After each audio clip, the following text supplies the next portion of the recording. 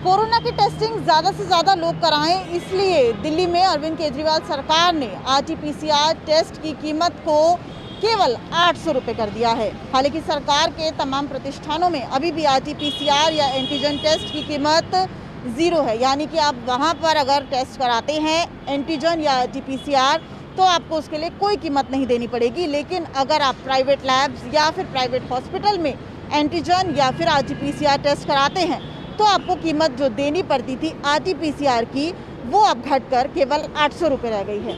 ज़्यादा जानकारी के लिए इस वक्त हम आए हैं स्टार इमेजिंग लैब में और इस वक्त मेरे साथ समीर भाटी जी हैं जो कि मैनेजिंग डायरेक्टर हैं स्टार इमेजिंग के। सर, अब जो आप चार्ज ले रहे हैं आरटी-पीसीआर का 800 रुपये, एंटीजन और एंटीबॉडीज़ इसका क्या चार्ज है?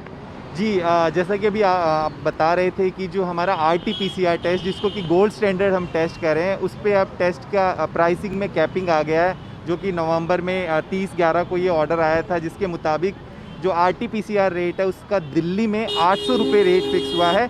अगर आप सैंपल लैब के किसी बूथ में आकर देते हैं, अगर आप होम कलेक्शन कराते हैं, घर से सैंपल कराते हैं, तो उसका रेट 1200 रुपये है। और दिल्ली सरकार के जितने भी अस्पताल है जो कोविड के हॉस्पिटल्स वगैरह हैं, वहाँ पर ये टेस्ट फ्री है। जैसा आपने पूछा एंटीबॉडी और एंटीजन, उसका रेट 800 रुपये से और 1200 रुपये तक का है जी। तो अभी अगर आप दिखाएं तो अब आप 800 रुपये चार्ज ले रहे हैं, यानी कि 1000 से कम कीमत हो गई। तो ऐसे में लगता है कि लोग काफ़ी टेस्ट कराने आ रहे हैं। अभी तक का क्या रिस्पॉन्स? जी, अगर वैसे बात की जाए तो ये एंड यूज़र्स के लिए तो बहुत ही अच्छी बात है, काफ़ी फ़ायदेमंद बात है। पर टेस्टिंग की संख्या इसमें बढ़ेगी कि नहीं, वो अभी बहुत जल्दी है कहना। जिस तरह से रिपोर्ट इसमें आया है कि रेट 800 हो चुके हैं, बट अभी कुछ हम पिछले 3 दिनों की बात करें तो संख्या में उतनी बढ़ोतरी नहीं है।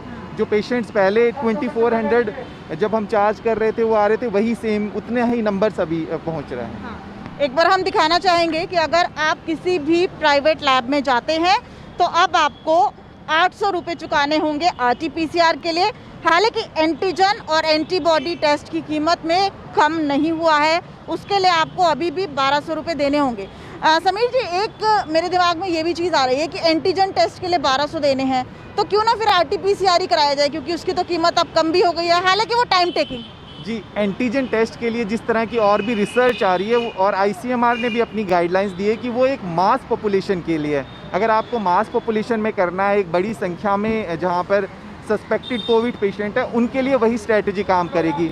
और जो रैपिड टेस्ट है उसमें क्विक रिजल्ट है। इसमें क्विक रिजल्ट बहुत आपको हेल्पफुल करता है कि हम टाइमली पेशेंट को आइसोलेट कर सकें और उसका जो ट्रांसमिशन है, संक्रमण, उसको रोक सकें और पॉजिटिविटी रेट को डाउन कर सकें। जी, ये तो टाइम टेकिंग है आरटी-पीसीआर, 24 घंटे का वक्त लग जाता है। ऐसे में जो मेंटली चैलेंज आ जाता है लोगों में, एक मेंटली प्रेशर आ जाता है कि कहीं हम पॉजिटिव होंगे, नेगेटिव आएंगे, ये प्रेशर से बचने के लिए भी शायद एंटीजन सही है। नहीं, ये तो नहीं हम कह सकते कि इस तरह के प्रेशर से बचने के लिए दोनों टेस्ट के लिए डिफरेंट इंडिकेशन है। जैसा कि मैंने बताया वो मास पॉपुलेशन के है, पर एंटीजन टेस्ट के अंदर जो गाइडलाइंस है वो ये कहती है कि अगर आपको सिम्टम्स है और एंटीजन टेस्ट नेगेटिव आ रहा है तो आपको आरटी-पीसीआर कराना है। पर आरटी-पीसीआर में भी कई बार नेगेटिव आता है, इसका मतलब ये नहीं कि आप नेगेटिव हैं। इसमें एक चीज़ और है जो कि है रीटेस्टिंग। हमने एक बार टेस्ट कराया, नेगेटिव आ गया, पर हमारे सिम्टम चल रहे हैं, हमें उसको रिपीट टेस्ट कराना है। तो इसमें रीटेस्टिंग भी बहुत इंपॉर्टेंट रोल प्ले करती है कि कई बार हम देखते हैं किसी पेशेंट का नेगेटिव आ गया और उसके बाद फिर वो आराम से घूम रहा है और उस तरह से फिर वो ट्रांसमिशन काफ़ी बढ़ जाता है। यानी सर्दियों में कोरोना के केसेस लगातार बढ़ रहे हैं और ये मास्क लगाना और टेस्टिंग कराना, ये दोनों ऐसे हथियार हैं जो कि आपको कोरोना से लड़ने में सहायक साबित होंगे। इसलिए अगर आपको सिम्टम्स हैं या फिर आप किसी कोरोना पेशेंट के आसपास संपर्क में रहे हैं तो ज़रूरी है कि आप टेस्ट कराइए। और टेस्ट कराने के बाद समीर जी, एक मेरे दिमाग में और सवाल आया कि अगर कोरोना से पेशेंट उबर गया, उसके बाद कितने समय तक उसको दोबारा कोरोना नहीं पकड़ सकता?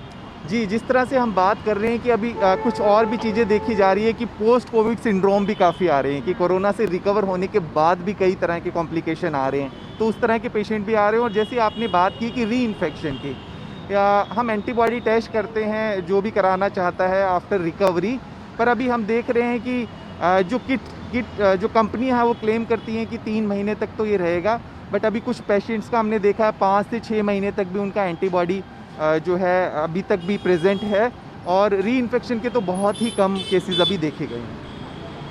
तो कोरोना को हम तभी हरा सकते हैं जब हम उससे डरेंगे और हम उससे लड़ेंगे, इसलिए stay safe, stay healthy. Cameraman Abhay के साथ दिव्या अग्रवाल, दिल्ली, न्यूज़ 24।